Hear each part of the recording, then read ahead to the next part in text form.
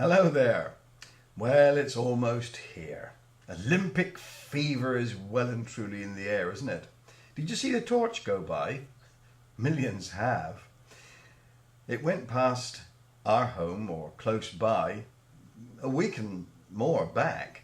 So, we didn't get a chance to see it, I'm afraid, but many did. Terribly, terribly exciting because the games affect people, don't they? Everybody's talking about it. Everybody's longing for it. And, well, I suppose because of the awful weather we're having, it's something bright to look forward to. There was certainly a lot of attention given to the Jubilee, wasn't there? And quite right too. So let's hope that the games go off without any unfortunate events, terrorist or otherwise. Olympic fever. Well, it only comes every 4 years. And it won't come here again in our lifetime, that's for sure. But it's a very interesting thing to observe all the dynamics involved with it and people's responses and reactions. There are some Christians I know that will avoid the games because of their association with the Greek religion, the worship of Zeus. Well, that's an interesting point of view, and we'll have a look at that next time. But nonetheless, there is a tremendous amount to be seen and learned as far as our Christian discipleship is concerned, because in Hebrews 12, for example, the writer there refers to the games of whatever kind they were, and he mentions the fact that we're running in the race of faith. And we've got to have our eyes firmly focused on the finishing tape, and that is, in our case, the Lord Jesus Christ himself, who is the pioneer and perfecter of our faith. So we are focusing on Jesus and looking to run the race well, to go for gold, you might say. Well, I've been thinking a lot about this recently, and I've just produced a little booklet. Here it is, Going for Gold. If you want a copy, you can write in for one. It's a book which I've written that explains the origins of the games and then goes on to expound Hebrews 12 and to show how we have to draw lessons from athletics in order to help us in our running the race, putting off all things that will affect our running and getting ourselves fit to perform well. There's a lot of things to learn from the Olympic Games, and I hope that while you're watching them, you'll be drawing out various lessons that the Lord wants to teach us, not from the games themselves, but from the sheer athleticism and earnest endeavour of those taking part. What an example they are to those of us who have a tendency in our faith to be rather lethargic. I'm sure you know what I mean. In Bible times, of course, the games were not a factor. They were far too busy keeping body and soul together, far too busy surviving to bother with things like games. But nonetheless, you do get various sporting activities referred to in the Hebrew Scriptures. I think of David, for instance, and his tremendous prowess with a sling. Throwing stones with pinpoint accuracy was not something that simply came naturally. No, that was a gift. But it was a gift that had to be developed. All gifts are like that, including our spiritual gifts. We get given gifts by the Lord and they're simply marvelous, but we do have to hone them. We have to practice them. We have to learn how to use them with efficiency. This is all part of our Christian discipleship. We have a tendency to want everything served up on a plate. And the gifts of the Spirit implies that we don't have to do anything about them. We just simply receive them and use them, and they don't have to be honed. Well, I think they do. I think we have to work at them. I know as far as my own prophetic teaching is concerned, I have to work at it. I have to search the Scriptures. I have to learn to communicate easily and well.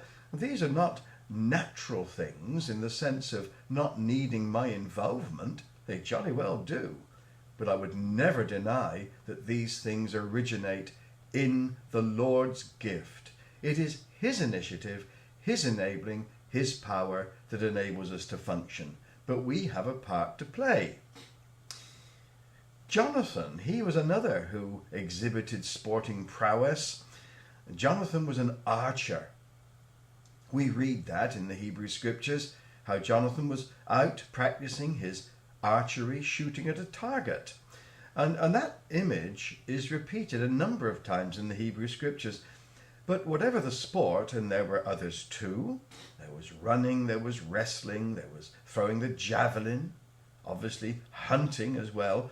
All these things were connected with survival, with providing food for the family and also defending the family in time of conflict.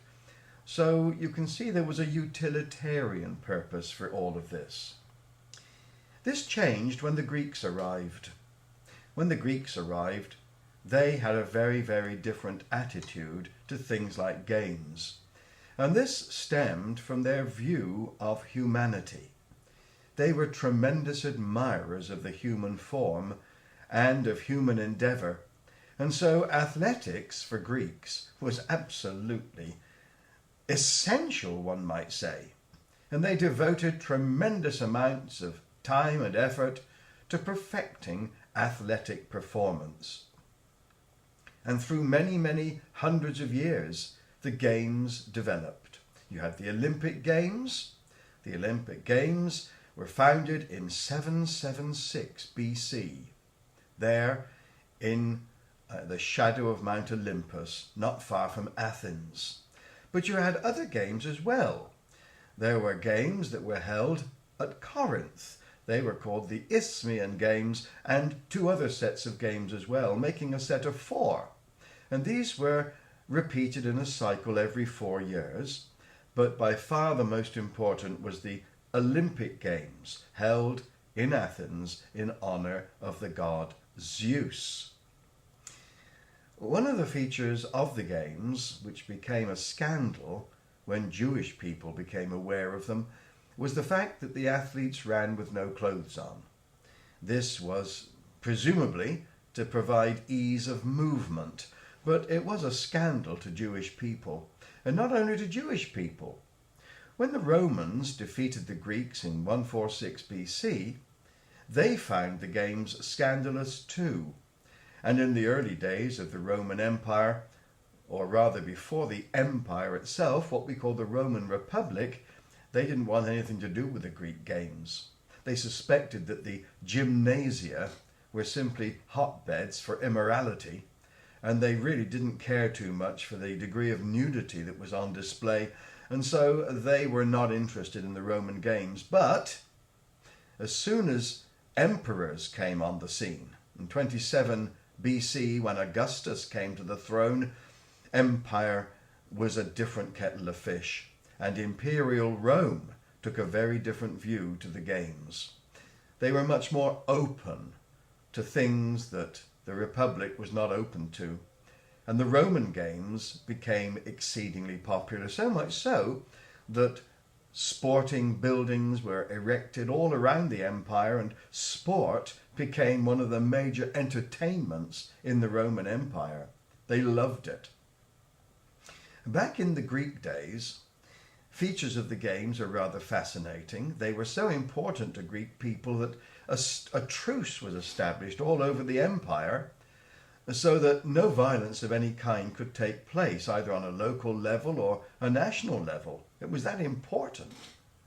One of the things that was a feature also was competitiveness between city-states. Oh, they invested huge sums in training their athletes, and the champions were regarded as pop stars, as real heroes, and rewarded with wealth and position and all kinds of things. Oh, athletics was important to the Greeks, and it became very, very important to the Romans too. Mind you, in the later period of Rome, what we call the Byzantine period, things changed.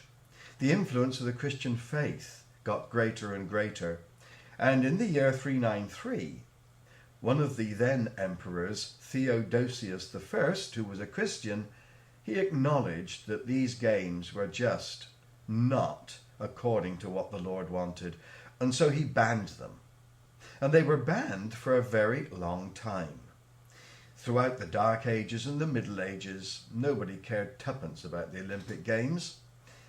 For 1500 years they weren't observed, until in the year 1896, when the Games were revived in Athens. That was the first Olympiad of the modern Olympic period. And this year in London sees the 30th. So you see there is a tremendous tradition. And, we're going to be having a look at the relevance of the Olympic Games to our Christian faith. Believe me, it has something to teach us. The Games, for the game's sake, well, you can either take it or leave it. But as far as we're concerned, I honestly believe they have a great deal to teach us. And I think you'll find it fascinating next time when we begin to look at it. Well, goodbye for now, and may the Lord bless you. Oh, and don't forget, if you want a copy of the little book, Going for Gold, simply write in and we'd be glad to send you one. Just send us a cheque for £2.20 and that'll include the postage as well. Goodbye.